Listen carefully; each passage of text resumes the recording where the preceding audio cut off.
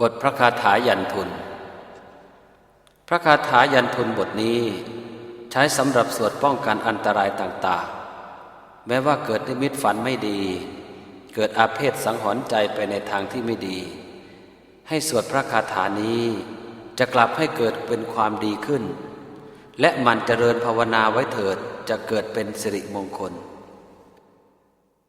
ยันทุนนิมิตตังอวมังคารัญจโย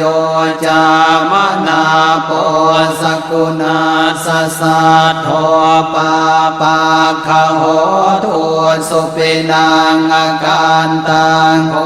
ธานุภาเวนะเวนาสเมนตุยันทุนนิมิตตังอวมังคารัญจโยจามนาโปสกุณาสสัทโธปาปาคโหตุ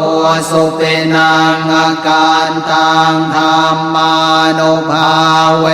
นะเวนาสเมนตุยันทุนนิมิตตังอวมังคารัญจโย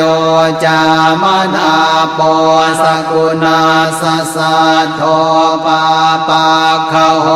ตุสุปินังอาการตังสังขานุภาเว